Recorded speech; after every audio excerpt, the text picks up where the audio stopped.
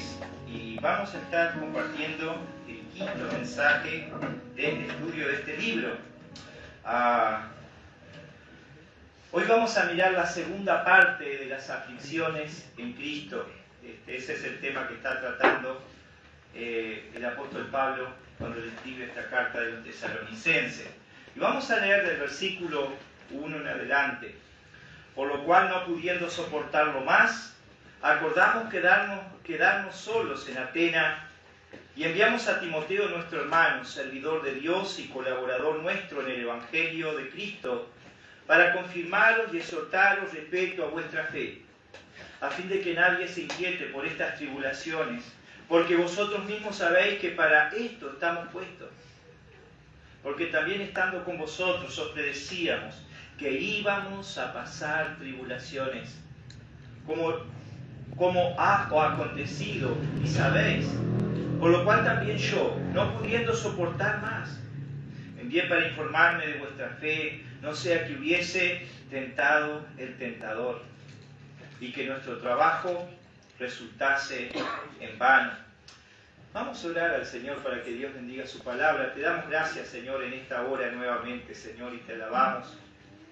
Y hoy reunidos como iglesia, queremos nuevamente ponernos en tus manos, Señor, y pedir, Señor, en tu misericordia, que tu palabra actúe en nosotros.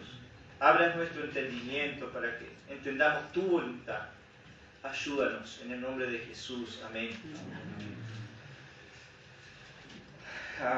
Decíamos, hermanos, que el domingo pasado el tema que Pablo está desarrollando del capítulo 2 y ahora sigue en el capítulo 3 es la realidad de las aflicciones en la vida de los creyentes, la realidad de las aflicciones en la vida de los creyentes. Pablo, después que estuvo un mes en Tesalónica, él funda esta iglesia. Pablo va a Berea y posteriormente Pablo viaja a Atenas.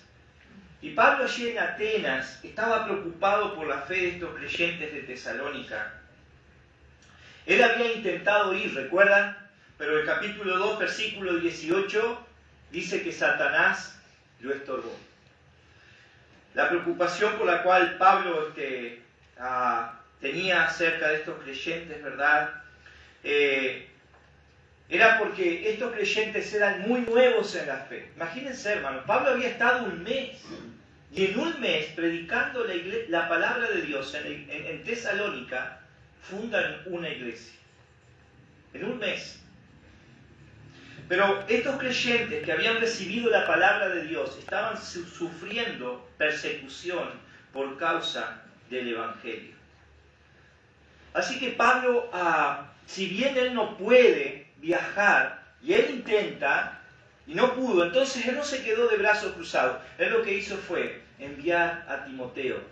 Por eso dice el versículo 1, por lo cual no pudiendo soportarlo más, acordamos quedarnos solos en Atenas y enviamos a Timoteo, nuestro hermano.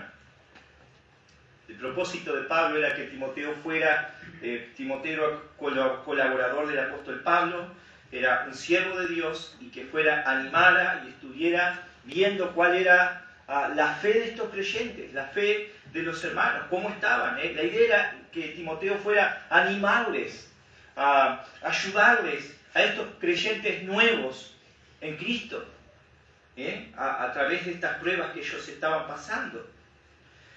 Y eso nos hace ver, hermanos, que Pablo no se frustraba ante la oposición, ante las dificultades. Nuevamente, insisto, él se había procurado ir, pero no pudo. Intentó una y otra vez y no pudo. Pero él no se queda de brazos cruzados, sino que entonces él agarra y envía a Timoteo. Pablo no se desanima, no se frustra ante la oposición. ¿Verdad, hermanos, que nosotros en la obra de Dios, aquellos que son soldados veteranos del ejército de Cristo, vaya si conocen que hay oposición? Vaya que sabemos que hay luchas, que hay pruebas, que hay dificultades, que hay estorbos en el camino. Pero una de las cosas que no tenemos que hacer, hermanos, es frustrarnos, desanimarnos. El apóstol Pablo, ¿verdad?, no se quedaba de brazos cruzados. Alguien dijo que nosotros debemos de orar como si todo dependiera de Dios, y por supuesto que depende, pero debemos de trabajar como si todo dependiera de nosotros. Y esa es la actitud de la iglesia, de los creyentes, ante nuestra vida, ante el ministerio, la obra de Dios. Debemos de orar, sabiendo que depende de Dios, pero no debemos de quedarnos de brazos cruzados. Y Pablo no se quedó de brazos cruzados. Allí la palabra, ¿verdad? Dice el versículo 3, por lo cual no pudimos soportarlo. La palabra soportarlo es una palabra griega, y este verbo griego es estegantes. Y lo que significa es que Pablo no pudo sufrirlo más, no pudo tolerarlo más. Y uno piensa, hermanos, que Pablo allí en Atenas estaba predicando la palabra de Dios y él mismo estaba sufriendo persecución por causa de la palabra. Él mismo estaba pasando dificultades y pruebas. Pero es interesante ver que la preocupación del apóstol Pablo no estaba puesta en él, sino que Pablo estaba preocupado por los creyentes, por las aflicciones de sus hermanos. Y esto nos enseña un principio muy importante, hermanos. A veces como creyentes podemos correr el riesgo de solamente ver nuestras pruebas. A veces podemos creer, hermanos, que somos los únicos que estamos pasando aflicciones o adversidades. Y eso a veces nos impide, hermanos, ¿saben qué? Poder ver que hay otros hermanos que están pasando muchas dificultades y a veces hasta mayores que nuestras pruebas, mayores que nuestras aflicciones. En nuestra iglesia, hermanos, hay hermanos que han pasado recientemente y hermanos que están y hermanas que están pasando duras pruebas, aflicciones. Y una de las cosas que nosotros no podemos cegarnos y ver solamente, ¿verdad? Y querer que los demás atiendan y se preocupen por mí. Hermano, qué bueno es que aún a pesar de que yo esté pasando adversidades, como el apóstol Pablo, pueda también mirar a aquellos otros hermanos y estar ayudando, animando, fortaleciendo el ánimo de otros. Y eso era lo que hacía el apóstol Pablo. Por eso Pablo dice, acordamos quedarnos solos en Atenas. Y dice allí el versículo 1, ¿verdad? Acordamos quedarnos solos. Para Pablo era un costo quedarse solo. Era un costo quedarse solo porque Pablo tenía que enfrentar todas esas persecuciones por el Evangelio solo. No era fácil. Había un costo, había un sacrificio. Pero Pablo estaba dispuesto a sacrificarse por amor. Hermanos, el amor se sacrifica por el objeto amado. El amor se sacrifica por el objeto amado. En este caso podemos poner el ejemplo mayor de amor, el ejemplo de nuestro Señor y Salvador Jesucristo. La Biblia dice en Romanos 5:8, mas Dios muestra su amor para con nosotros. ¿En qué? En que siendo pecadores, Cristo Jesús murió por nosotros. O sea, Él te amó y fue a la cruz por ti, sufrió el desprecio, la burla. Él murió por tus pecados, Él dio su vida por ti. Él sufrió por ti. Y eso nos hace acordar a las palabras del apóstol Pablo, allí en 1 Corintios capítulo 13, cuando dice, el amor todo lo sufre. El amor está dispuesto a sacrificarse por el otro. ¿Verdad? Nosotros a veces estamos invadidos por ese amor sentimental y ese amor superficial y romántico de las películas, hermanos, pero el verdadero amor es entregarse por el otro.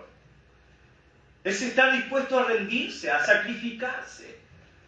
No es un estado emocional que hoy tengo amor y mañana no tengo. Y así es el mundo. Pero hermanos, cuando nosotros venimos a la palabra de Dios, vemos así es el amor. Y podríamos hacernos una pregunta. ¿Cómo demuestras tu amor de forma sacrificial por tu esposa o por tu esposo? ¿Cómo demuestras tu amor de forma sacrificial por tus hermanos en Cristo? Porque es fácil decir yo amo, pero hermanos, ¿cómo se demuestra? ¿Cómo demuestras tu amor hacia el Señor y hacia la obra de Dios de forma sacrificial. Saben, hermanos, nosotros vivimos en una era de la comodidad, donde el mundo ha avanzado, la ciencia ha avanzado, y cada día lo que ofrece es un mejor nivel de vida, mejores comodidades. Y a veces estamos tan cómodos que nos cuesta sacrificarnos. Pero la Biblia dice que el amor está dispuesto a sufrir. El otro día un hermano, por ejemplo, dentro de las aflicciones se le voló el techo. Y gracias a Dios, a los 2 días, después que paró de llover, allí había hermanos que estaban ayudando, sirviendo. Sacrificaron su tiempo, sacrificaron su fuerza. No todos pueden, yo sé, hermanos, y a veces no se puede, pero gracias a Dios porque allí se demostró el amor de los hermanos.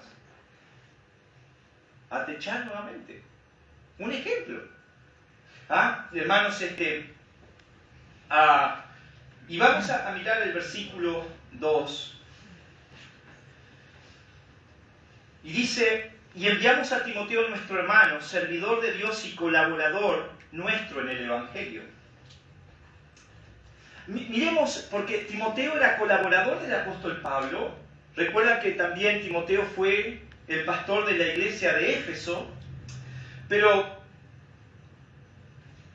en este mundo donde aún dentro de la iglesia ha entrado ese espíritu de querer figurar y tener nombres y títulos, ¿verdad? El apóstol no sé cuánto. Y ahora ya, ¿verdad? Han puesto el querubín, algunos se hacen llamar querubines. Y otros tienen otros nombres, ¿verdad? Profeta, el profeta de Tarlat. Y hermanos, miren cómo se presenta Timoteo. Vamos a mirar, dice, hermano, así lo llama Pablo, el hermano, servidor y colaborador. ¿Vieron los títulos de un verdadero siervo de Dios?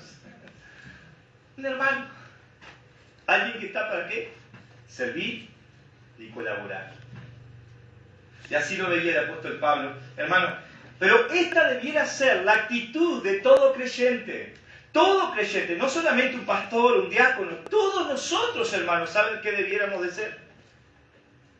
Colaboradores y servidores en la obra de Dios, compañeros de milicia, el apoyarnos unos a los otros para servir al Señor Jesucristo, a quien nos llamó a su reino, a quien nos salvó.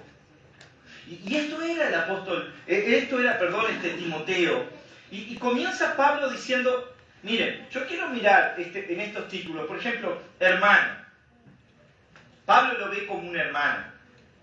O sea, es interesante ver la humildad del apóstol Pablo, ¿no? Lo ve como un igual. Pablo no está diciendo, bueno, uno de mis súbditos, uno de mis siervos, no, está diciendo mi hermano. Pablo se está poniendo al mismo nivel de Timoteo. Él no tenía no estaba envanecido por ser el apóstol Pablo.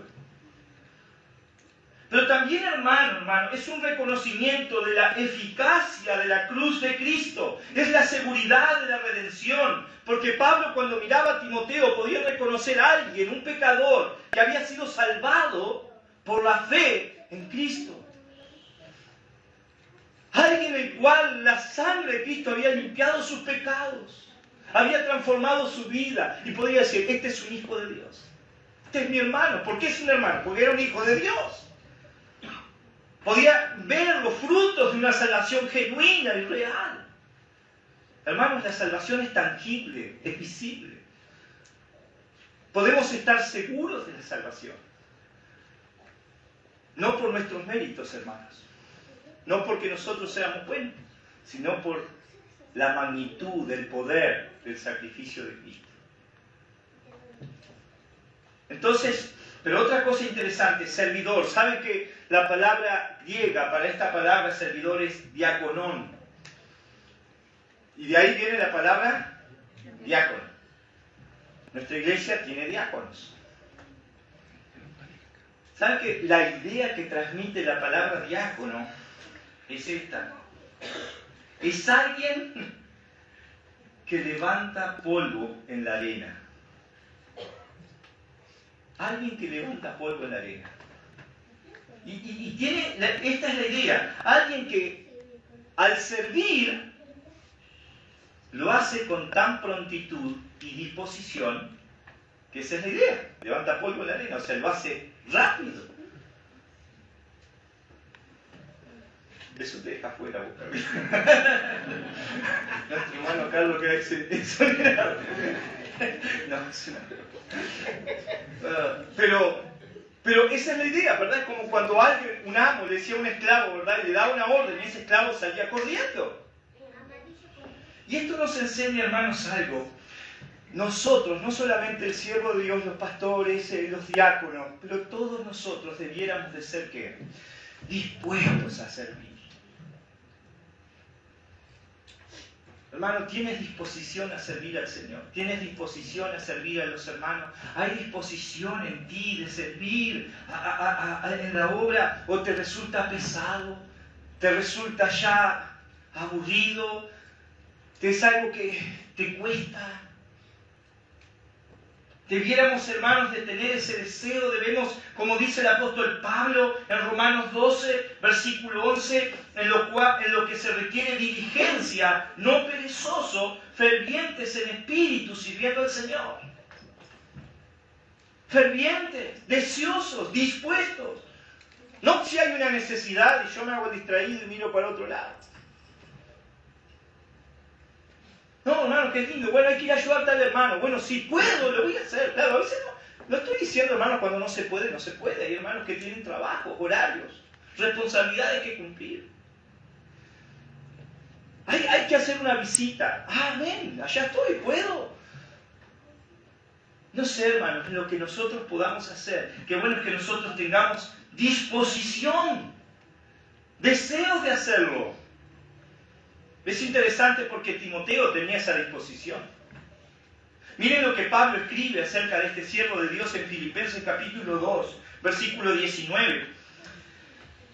Espero en el Señor Jesús enviarlo pronto a Timoteo para que yo también esté de buen ánimo al saber de vuestro estado. Pues a ninguno tengo del mismo ánimo, que tan sinceramente se interese por vosotros. ¿Qué tenía Timoteo?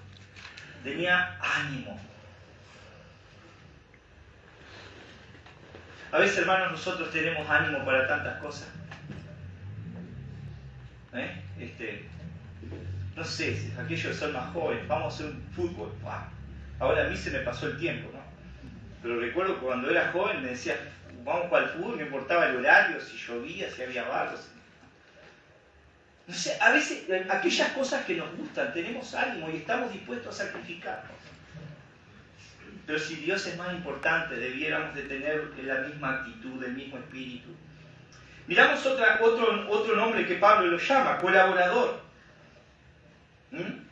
Compañero en el trabajo, compañero en la obra de llevar el Evangelio. Así que dice el versículo 2, volviendo allí a 1 Tesalonicenses 3, enviamos a Timoteo, nuestro hermano, servidor de Dios, colaborador nuestro en el Evangelio de Cristo, para confirmaros y exhortaros respecto a vuestra fe. La palabra acá, exhortaros, hermanos, Pablo quería que Timoteo fuera a visitar a estos creyentes nuevos en la fe, que estaban sufriendo persecución. Pero la palabra exhortaros acá es animarlos. No es que Timoteo tenía que llegar allí y retarlos. No, la idea es fortalecerles, animarles, consolarles en estas pruebas. Qué bueno es esto. Qué bueno es que nosotros podamos animarnos los unos a los otros, consolarnos, fortalecernos. Esto es parte esencial de la comunión entre hermanos. Necesitamos tener comunión para animarnos los unos a los otros, fortalecernos. Pero también, hermanos, acá dice para confirmaros. O sea, Pablo tenía la preocupación por estos creyentes de Tesalónica, y nuevamente insisto, porque eran nuevos en la fe. Y así como recibieron la palabra, recibieron persecución por causa del Evangelio. En otras palabras, Pablo tenía miedo o tenía temor, preocupación de que estos creyentes se desanimaran de la fe. De que estos creyentes retrocedieran y volvieran atrás y dijeran, bueno, ¿verdad? Qué difícil es ser un cristiano. O dudaran si Dios estaba con ellos por las pruebas que estaban pasando. Y este es el deseo, ¿verdad?, del apóstol Pablo. Y hermano, creo que es el deseo de todo siervo de Dios, de todo pastor genuino. ¿Saben qué? Que cada creyente sea confirmado en la fe. Que podamos tener plena certeza de tu salvación y de tu profesión de fe. Qué gozo, hermanos, cuando nosotros podemos ver a alguien que está firme en la fe, confirmado en la fe. Cuando podemos ver que esa persona tiene plena convicción, plena certeza en el camino de Dios. Yo digo esto, hermano, porque una cosa es rondar el Evangelio, rondar la iglesia, relacionarnos con el pueblo de Dios. Pero hermanos, pasado el tiempo tenemos que llegar a confirmarnos en la fe. ¿Saben por qué digo esto? Porque a veces hay personas que están ahí cerca, pero nunca logran entrar en la puerta. Me refiero a la puerta de la salvación. Están casi convencidos, pero no del todo. Están casi arrepentidos, pero no del todo. Están casi convertidos. Están casi... ¿Recuerdan lo que dijo Agripas? El rey Agripas cuando el apóstol Pablo le predicaba. Eso dice Hechos 26 y 28. Por poco me persuades a ser cristiano. O sea, Agripas dijo, estoy ahí cerquita, Pablo, me falta poquito para ser cristiano, pero nadie se va al cielo por poco. O me rindo a Jesús totalmente, o decido de corazón y confirmo mi vida, entrego mi mano, tomo una resolución definitiva de fe, y decir, de aquí en adelante soy su hijo. Rindo mi vida a Cristo. Me arrepiento del pecado y dejo el pecado atrás. Y eso es lo que Pablo quería, hermanos, que estos creyentes fueran confirmados, que ellos tuvieran una determinación, una certeza, una convicción de rendir sus vidas a Cristo totalmente y seguirlo a Él. Ahora, hermanos, ¿cuál era la preocupación de Pablo por estos creyentes? Y es interesante porque vamos a mirar el mismo capítulo, lo nota. Versículo 2. Para confirmaros y exhortaros respecto a vuestra fe. Versículo 5. Por lo cual también yo, no pudiendo soportaros más, envié para informarme de vuestra fe. Versículo 6. Pero cuando Timoteo volvió de vosotros a nosotros, y nos dio buena noticia de vuestra fe. Versículo 7.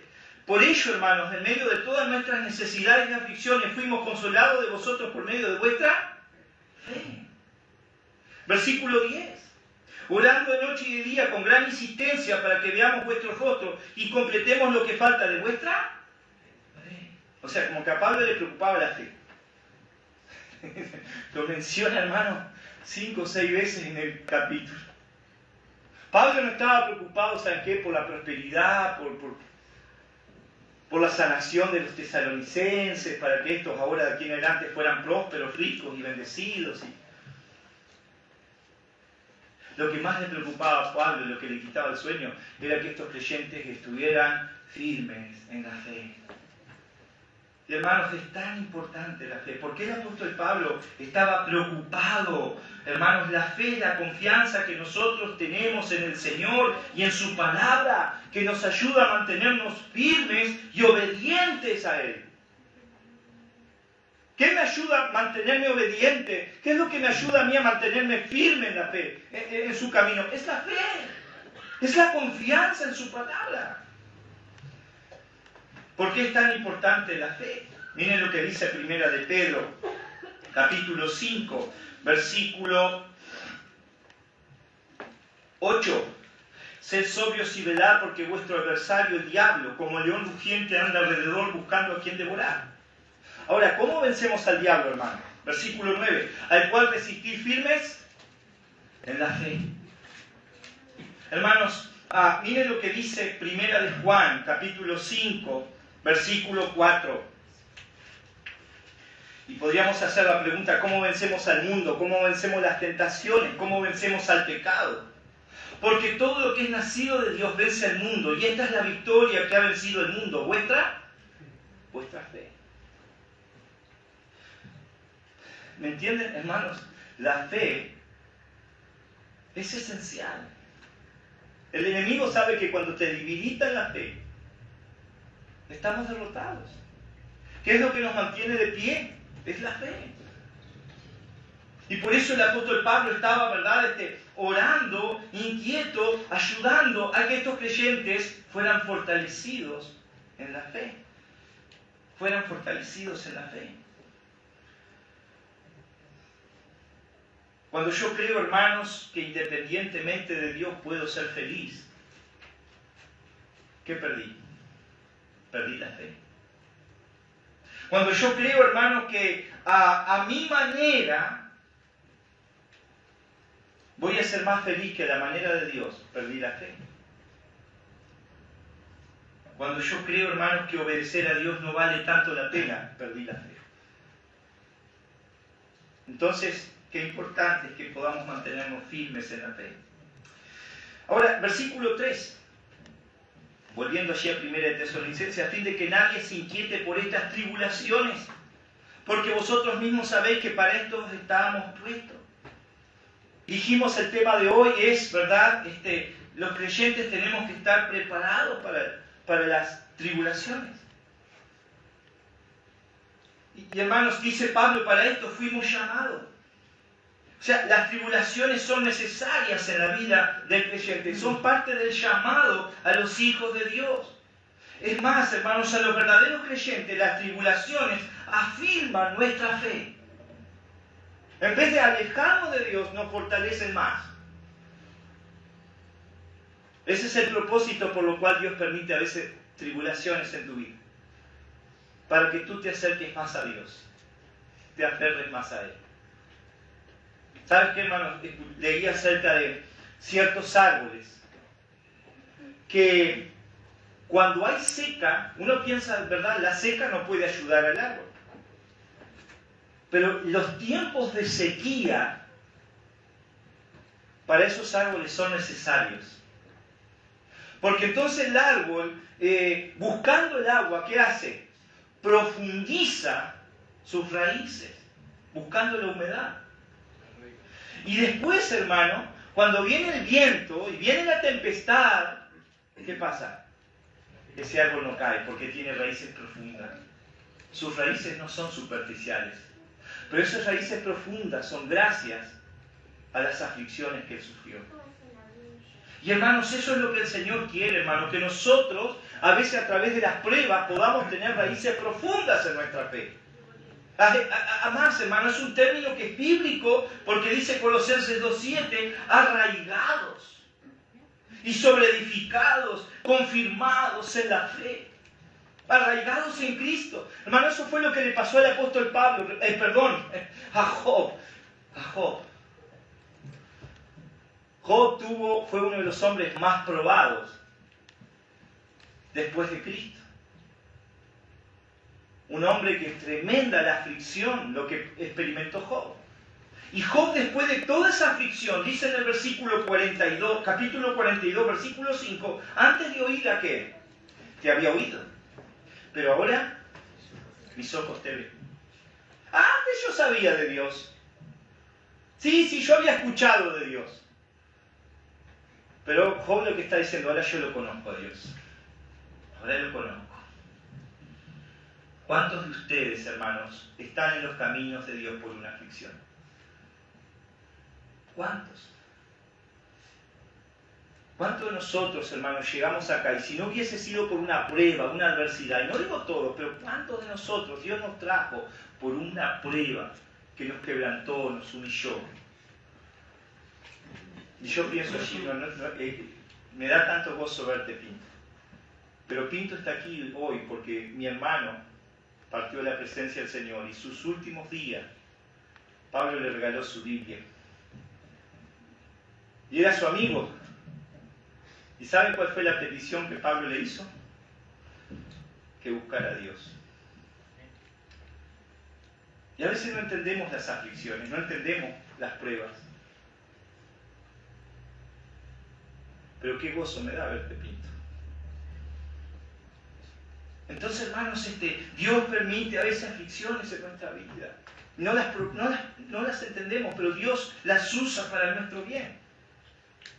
Las aflicciones son las cuales Dios usa para traernos a su camino, fortalecernos. Por eso, Él dice aquí, nadie inquiete, a fin de que nadie se inquiete. Esta palabra griega, inquietar, es sainestais, y significa turbar, confundir. Pablo tenía miedo que por las aflicciones los tesalonicenses se desenfocaran de la fe. A veces, hermanos, las pruebas, las aflicciones provocan confusión en nuestra vida. Ponen duda de Dios. Pero si Dios es bueno, ¿por qué yo estoy pasando esto? ¿Por qué estoy pasando esta prueba? ¿Acaso Dios no escucha mi oración?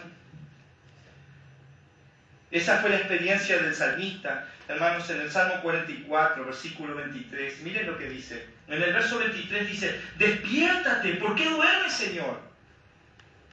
En medio de la aflicción, él clamaba a Dios y parece que Dios no lo escuchaba. ¿Cuántos de nosotros nos hemos sentido así? Ahora el versículo 24 dice, ¿por qué escondes tu rostro y te olvidas de nuestra aflicción? El salmista, él sentía, ¿saben qué? Que Dios estaba lejos. Y como que Dios se había olvidado de él. Porque el salmista estaba confundido, pero hermanos, por supuesto que Dios no se olvida de nosotros. Dios tiene misericordia. Dios tiene compasión. El tema es que las aflicciones a veces nos pueden confundir. Y quiero decirle, hermanos, nosotros tenemos dos caminos ante las aflicciones. Una es enojarnos con Dios y encerrarnos en una cárcel de dolor y resentimiento hasta nuestra muerte. O buscar a Dios y confiar en Él, aunque no entendamos lo que estamos pasando, y vamos a recibir su paz y su consolación.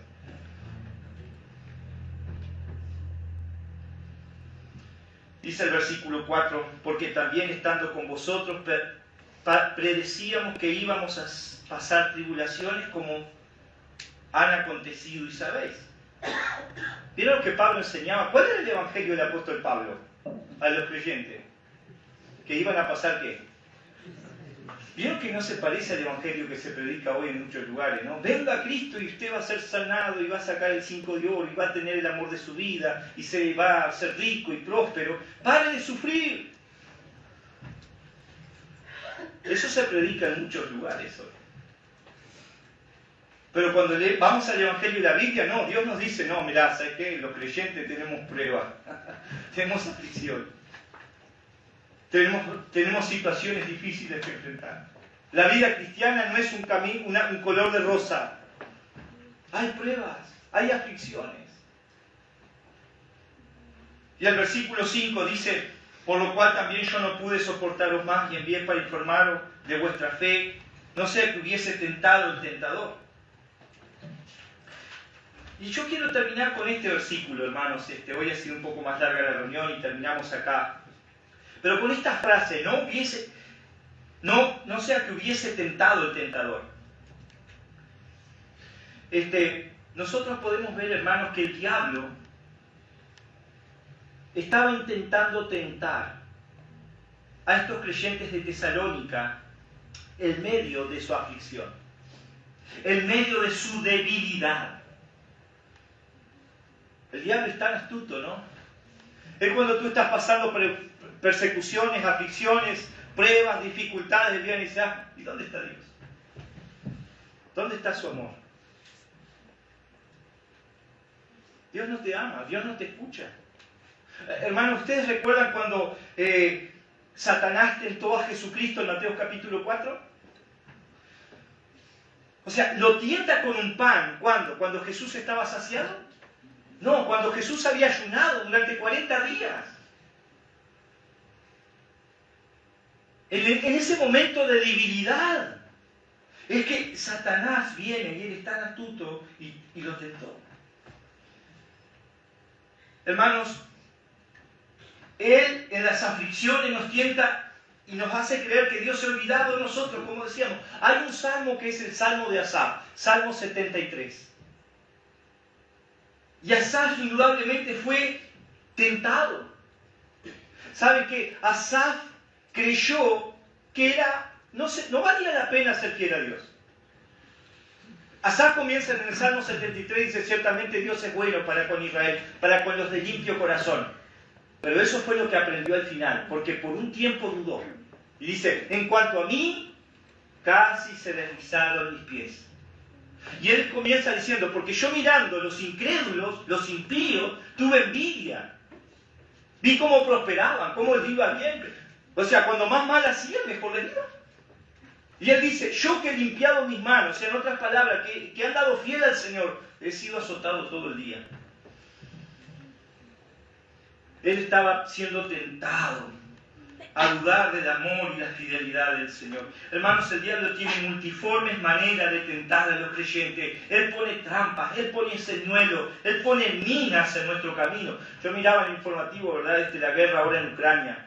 Los rusos han minado gran parte de los caminos y tienen que andar con detectores de metales y tienen que andar con cuidado. ¿Por qué? Porque si pisan una mina, explotan, mueren. Entonces, hermanos, a veces nosotros tenemos que andar con cuidado en la vida cristiana. Por eso Jesús dijo, velad y orad para que no entréis en tentación. Porque el enemigo ha puesto trampas en el camino. Pone trampas. Él nos tienta. Hermanos, en las pruebas, en las aflicciones, Satanás nos tienta a que nosotros tomemos, ¿saben qué? Un atajo. El diablo dice, ¿por qué no tomas un atajo? Porque mirá que de la manera de Dios, ¡guau, que cuesta! Pero mirá que de la manera de Dios todas las cosas son más difíciles. ¿Por qué no las haces más fácil? Para tener eso que vos querés. ¿Saben que eso le pasó a Abraham? ¿Recuerdan que Dios le prometió un hijo a Abraham? Y pasaban los años y los años y los años y la promesa no se cumplía. Y llegó el momento que Abraham dijo, bueno, ¿saben qué? Lo voy a ayudar a Dios porque parece que Dios se olvidó de la promesa. Y de ahí nace Ismael. Y fue todo un problema. Tomó un atajo. Hermanos, él tienta. Pero hay un punto, y estamos terminando, él tienta, pero hermanos, los que cedemos a la tentación, ¿quiénes son? Somos nosotros. O sea, a veces hay creyentes que dicen, mire lo que el diablo me hizo hacer.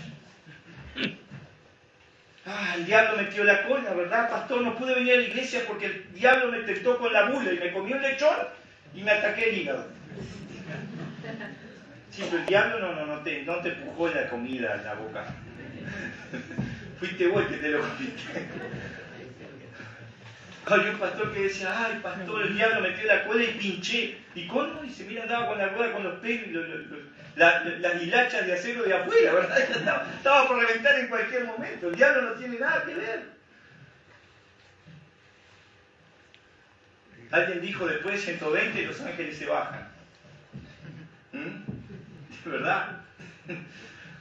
Entonces, hermanos, a veces decimos, el diablo, no, pero tenemos que andar con cuidado. Hermanos, lo que quiero decir en otras palabras, que el diablo nos tienta, pero los que cedemos a la tentación somos nosotros. Somos nosotros los responsables. Es interesante que en este capítulo Pablo expone y nos enseña a través de la palabra lo que el diablo puede hacer en los creyentes. ¿Recuerdan el capítulo 2, versículo 18? Dice que el diablo no se estorba. Puede estorbarnos, sí. Capítulo 3, versículo 5, ahora dice que nos tienta. Pero yo quiero decir, hermanos, una de las cosas que el diablo no puede hacer es poseernos. ¿Sabían eso? ¿Ustedes han visto esos cultos, hermanos, supuestamente cristianos, donde los propios creyentes vienen todos los cultos y el pastor le saca a los demonios todos los domingos? No. Eso es ridículo. Porque un creyente, hermano, no puede ser poseído, porque cuando somos creyentes genuinos, recibimos el Espíritu Santo. Y el Espíritu Santo viene a morar en nosotros. Y hermanos, otra cosa que tenemos que saber, el diablo no puede tocarnos sin el permiso de Dios. Por eso no tenemos que tenerle temor. Satanás dice que Satanás pidió a Dios para zarandearlos como a trigo, a los apóstoles. Recuerdan, Jesús dijo, Satanás pidió, pero ¿por qué pidió? Porque no tiene potestad sobre nosotros. Porque nosotros estamos en las manos de Dios. Nuestra mejor protección es estar firmes en la fe. Saber que el que está con nosotros es mayor. Si Dios es por nosotros, ¿quién contra nosotros? No tenemos que tener miedo, no tenemos, ¿verdad? Estamos en las manos de un Dios amoroso y poderoso, que nos redimió, nos compró a precio de sangre. Vamos a terminar orando al Señor.